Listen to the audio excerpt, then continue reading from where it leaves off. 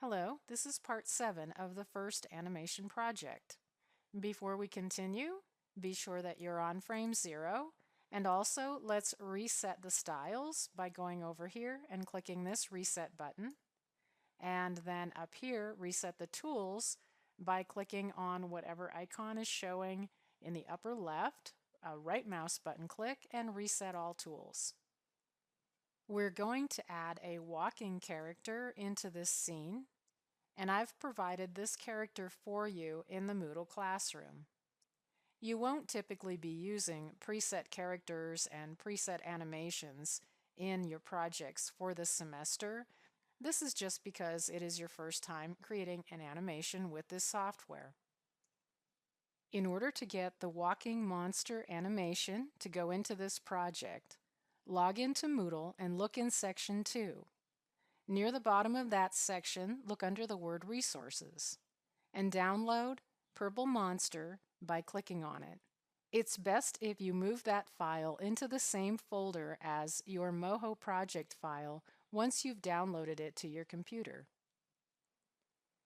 After you've downloaded the Purple Monster file, you'll import him into this project. Be sure that you go back to frame 0 right now before you insert this character.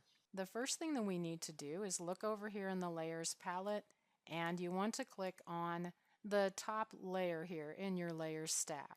Then go over to File, Import, Moho Object. Click this.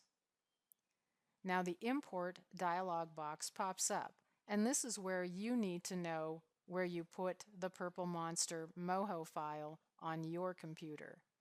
When you find it, click on it and click Open.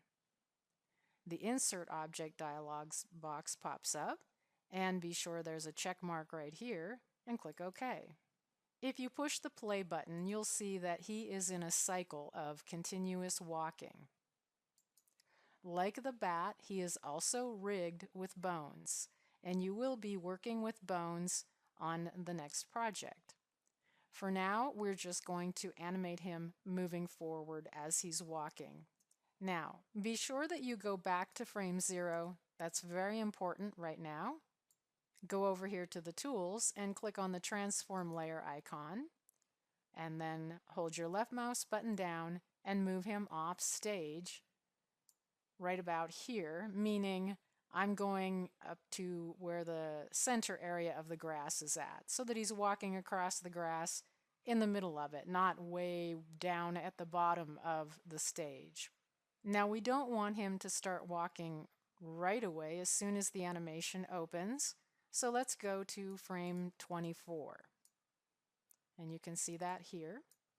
With transform layer selected, click once in a blank area, and that creates a keyframe for the layer translation, meaning a keyframe for his forward motion.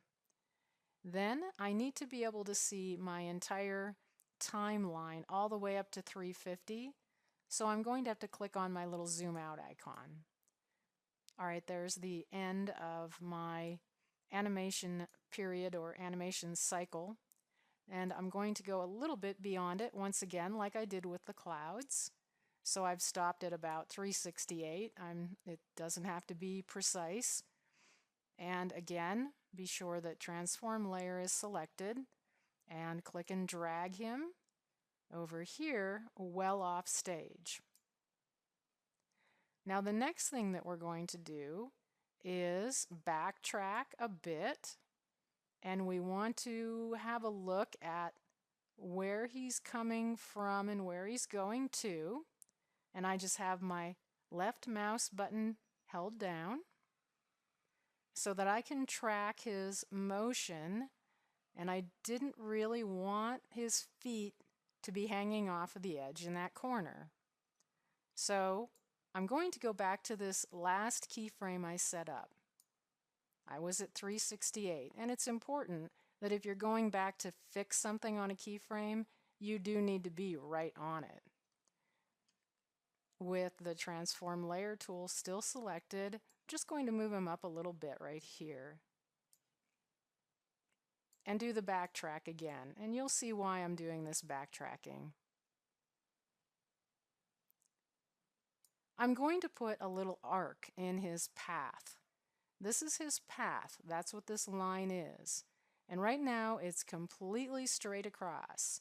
But by stopping at about in the middle, and I'll change this in two places.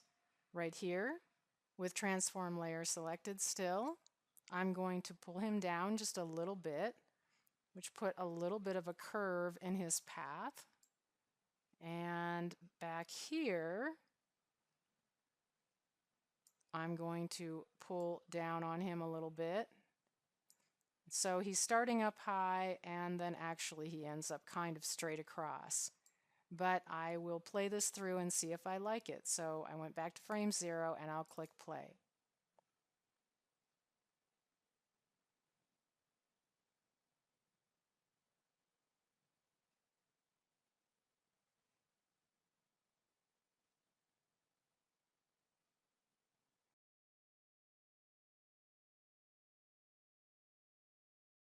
Now I've pushed the stop button and set it back to frame 0.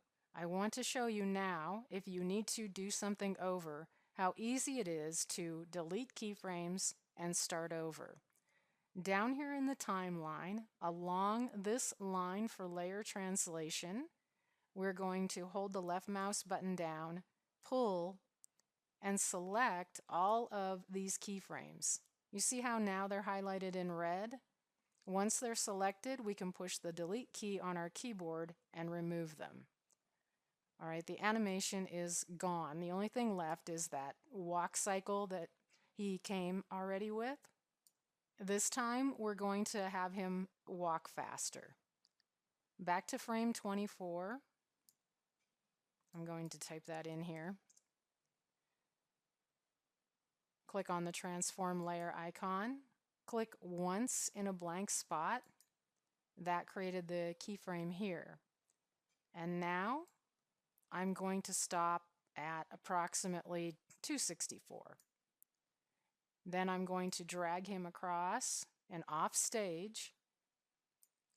This was a shorter duration, right? And then push the play button. Whoop. Let me go back to 0 and then push the play button. So he's walking faster now because we've pushed him across the stage and all the way off stage much sooner as compared to the first time we animated him. You can do another test render of the animation if you want to right now. File, Export Animation. You can accept the defaults in this dialog box and click OK. This is how mine has come out so far.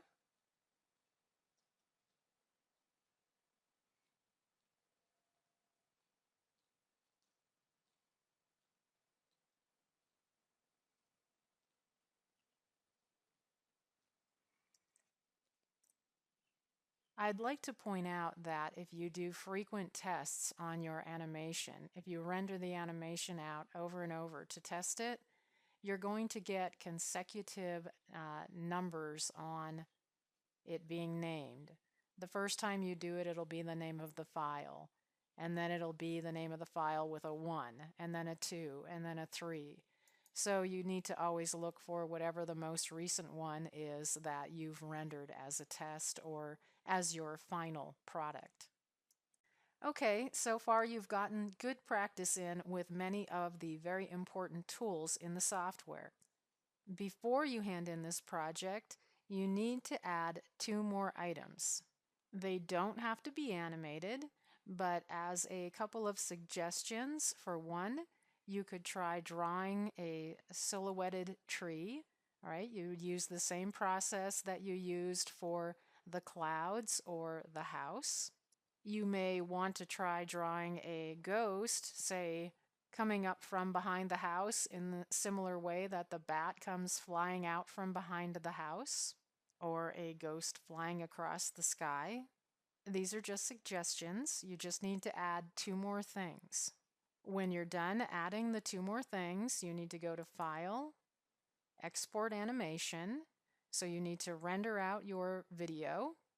And then the next lesson in the classroom explains about getting that uploaded to YouTube and embedding it into the classroom project discussion area. And if you're having any problems or you have questions, please email me.